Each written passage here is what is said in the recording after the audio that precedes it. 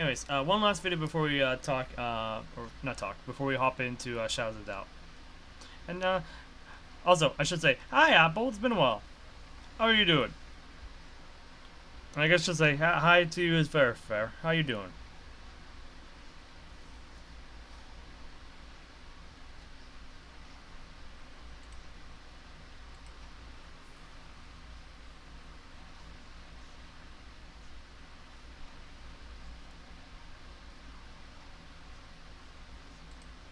Everyone, Rexlent here. This video is sponsored by Reverse 1999. Oh, it's a sponsor. Yeah. It's Reverse always he disclose it's sponsored. 1999. That was the same question I asked myself when I started this game, when I was invited to try this game. I knew nothing about this game, and I streamed it last week, 15-hour stream, and 90% of it was the story, just to read 4 chapters, including the prologue. So you can already tell this game is extremely story focused. So in this video, I'll talk about 4 things: the story premise, without spoiling too much, the gameplay, the aesthetics, and finally, the conclusion. So let's get straight into it.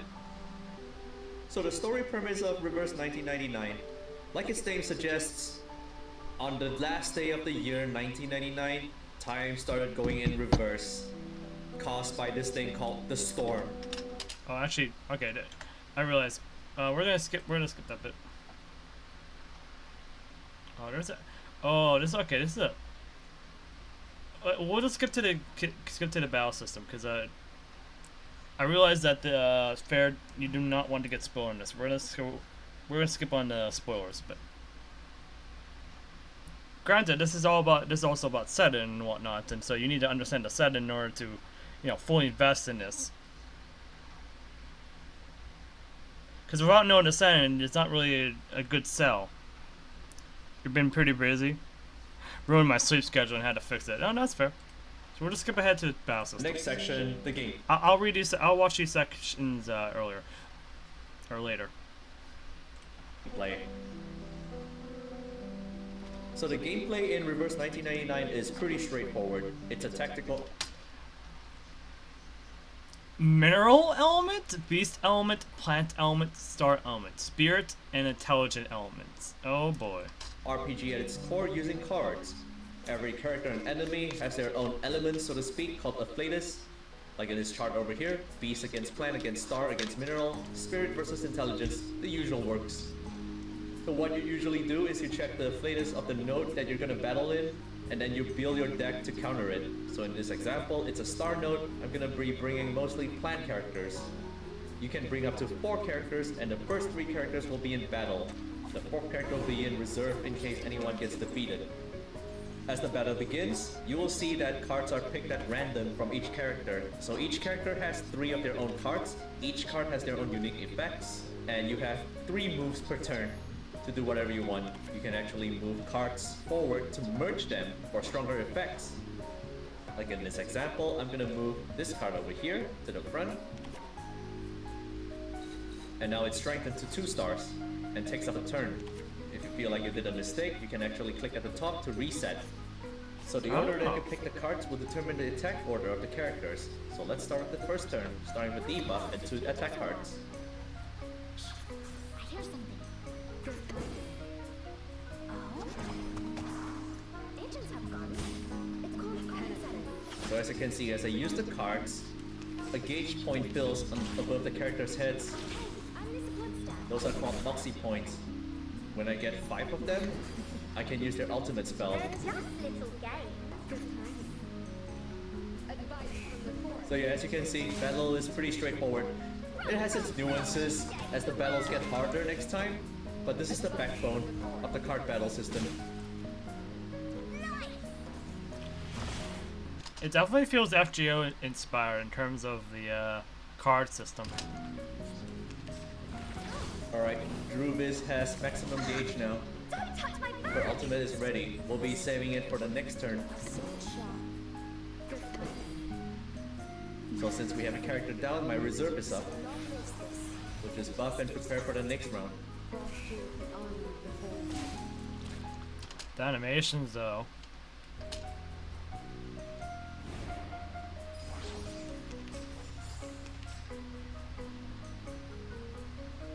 The Rexlent words are watching you. Good timing. Alright, here we go. Druvis the Third's ultimate. I weave the gown with thorns. You shall repay the sacrifice of wounds. It's just as I said, right? The battles are so chill. The ambience of this game, the art direction. Oh. Got Regulus. Now Regulus ult is already. Let's put all the buffs and debuffs before using the ultimate. Are you ready to be blinded? Buff. Debuff. Are you ready to shake?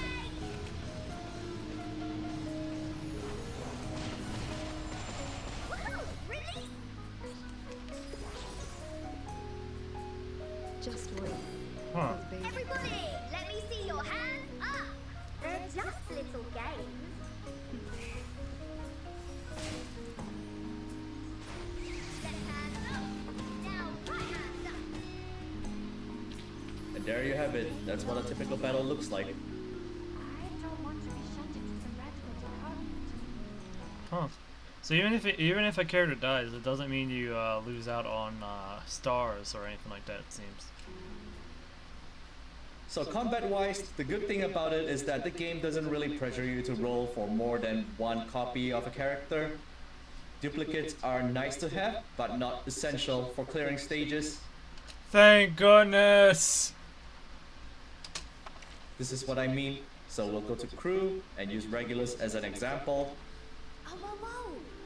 Watch out, mate. This is their stat page, and this is where you can see their rolls, their stats, their card effects, and then portray. This is where we see their dupe effects.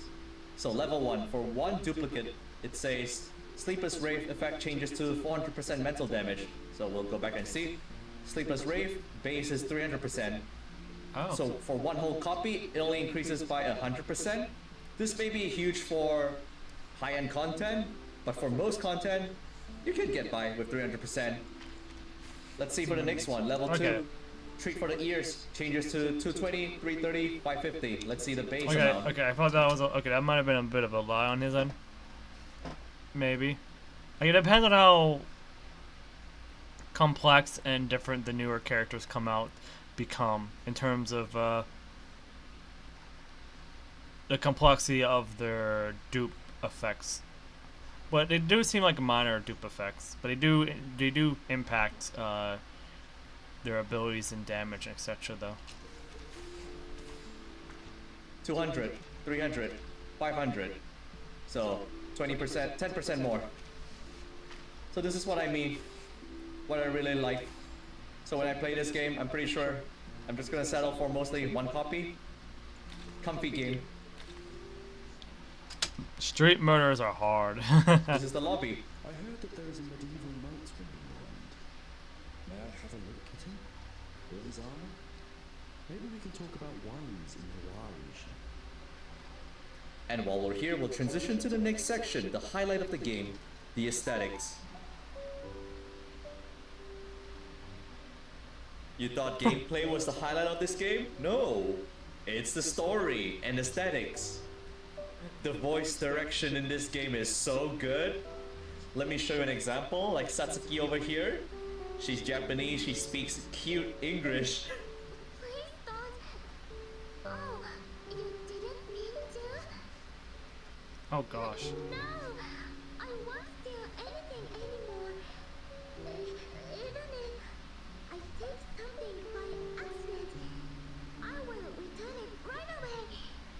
Yes, 夏の鳥、今日から我も旅に臨もう。I spoke about the past with customers at the cafe. Are you serious?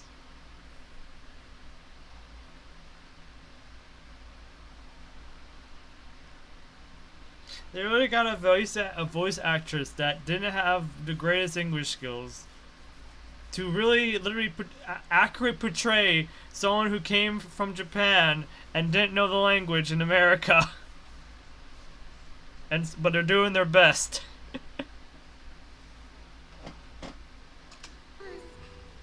This haiku was taught by them.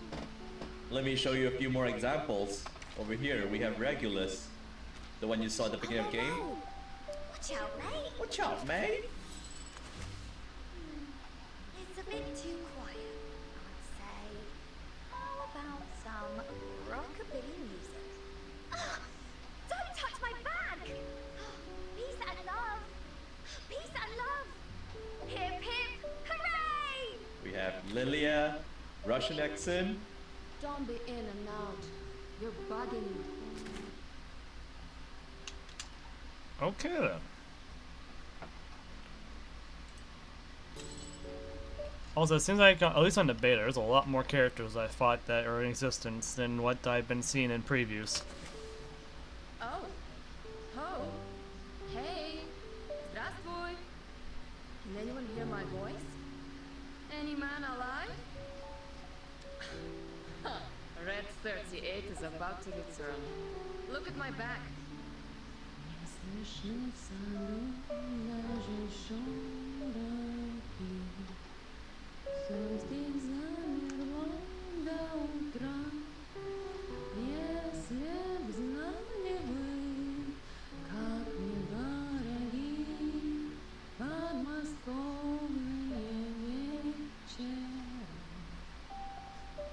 So good, right? Not just English voices, but English voices with their respective accents. Huh?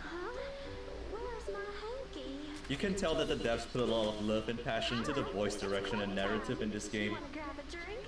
I can lift anyone with no sweat, except myself. What? Welcome to my place. We can play together here. Okay. Hello. Chilemani.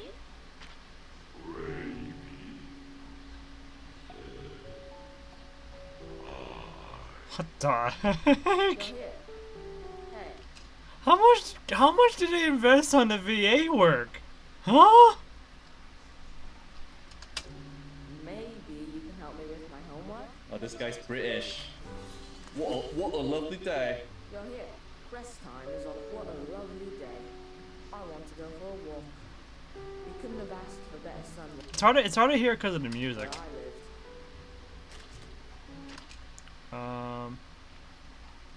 where I lived. What are things about accents? You'd or imagine they aesthetics? sound based on their appearance. Like this guy, the fool. Oh gosh, what the heck are these? We occasionally have a narrator. Even he sounds so sexy, man. Wait, we even have a narrator? We have a narrator as well? What are you doing? Why did you pick up that cold, opaque, opalescent glass wine bottle from the ground at this most critical moment? The scream outside the parking lot, the friction between the brake pads and the wheel drums, or the story unfolding like Giallo films. Obviously, none of them are as impressive as this bottle. This is a gacha game, right? This is a gacha game, right? What? I can tell that you've got good taste. You know it's not easy to get this stuff these days. But why are you staring at the bottom and licking your lips? Tell me, you don't want to have a drink, do you? This is not a wise choice. You can't see the color of the liquid inside the glass. Maybe it's not the ice wine, or beer, or any pulp. Okay. We're not gonna focus this too much more. We're just gonna move along. Oh my gosh, though. Here at any Isn't it good? Streaming for so long, everything is voiced. I was A just gacha game that has VA for narrators? A gacha game that invested heavily on a certain aesthetic for their VA work? listening to all of them. And highly invested in VA work for their stuff? Like, not only that, like, the main story and, like, I think the main story and the cutscenes and whatnot, they're all fully voice acted as well in that too. On top of the voice acting, even the aesthetics of the menu, the user interface, all these buttons, The user interface. Yes, the user interface. they're also stylized. Look at this, these are farming stages. This is a challenge stage. All of them has a mood to it. Even the encyclopedia.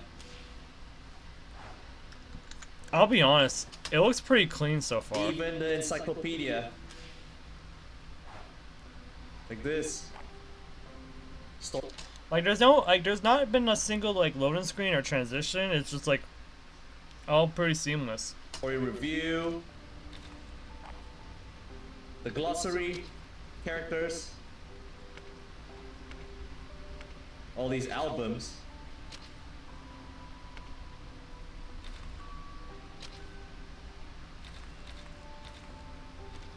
Even the farming stage has its own mood. Over here. Wait, what?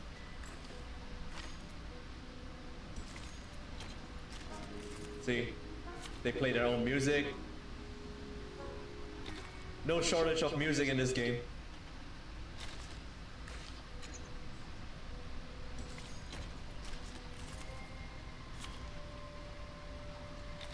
So the quality of this game. What if the titles of the stages and whatnot, or the resource stages and etc. What if the titles are actually the name of the tracks for their the music they chose for those stages? I would say it's like something you'd find in a top-rated indie game on Steam. Man, just the UI makes me want to play this game. Yeah, right? Like good UI is good UI. That's what it feels like. So if you like what you've seen so far, definitely consider picking this game up, because I am picking this game up once it launches. I didn't even cover much of the story in this video, and it's the strongest point. The story... We do know this is also coming out, well, no, there's more information coming out during Gamescom, or maybe TGS, either or, about this game, alongside Werther and Waves, because both of them are going to be at both shows as well. At least I think so.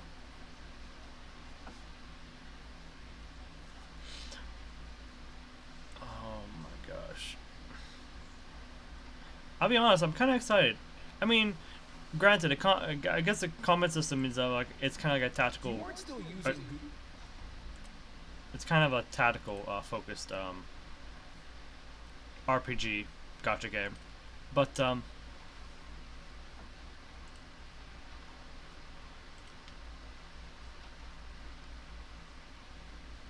and kind of following that FGO formula. But it looks cool. Like, there's no like secondary like, abilities or anything like that. It seems like it's more like all of it's coming from like actual actions and whatnot. And all the animations look nice.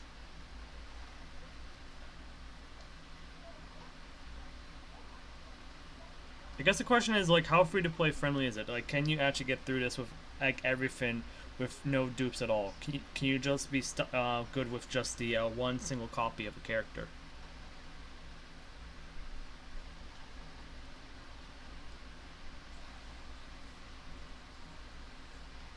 Oh wait, there's 6-star characters and 5-star characters.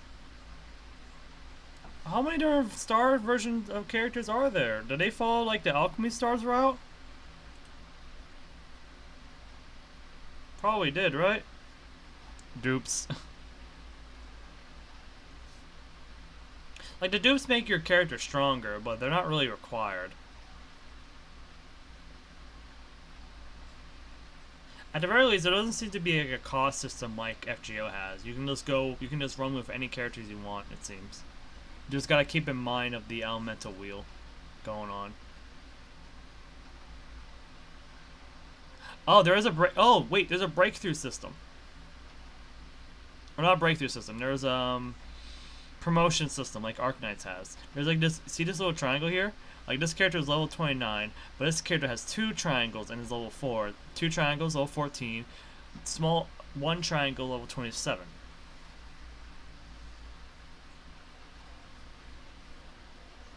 Yeah, if it's treated like Arknights, it's good, but it's not entirely like Arknights though. Because if we look at here, if we look here, right here. So this is their breakthrough system, as or potential system. Or regardless, it's the system that you gain benefits if you have a dupe of a character. There is stat and other forms of buffs, that's for sure. But it seems like they're more or less minor.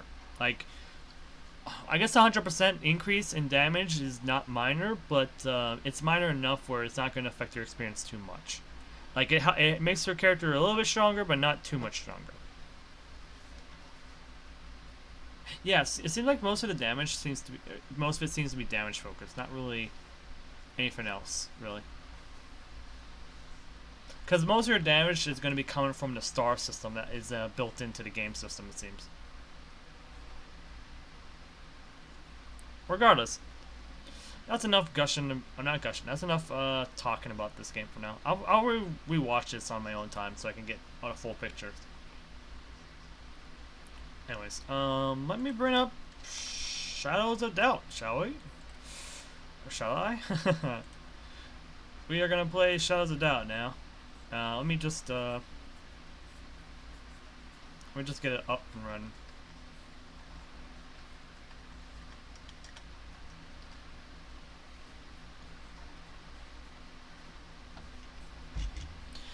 Dark remembers playing a gacha a few years ago where dupes were required, like how many missions, or how some missions in some gacha can be locked if you don't reach a certain level, while some of them needed to dupe upgrades. I never heard of a gacha game that had that kind of restriction.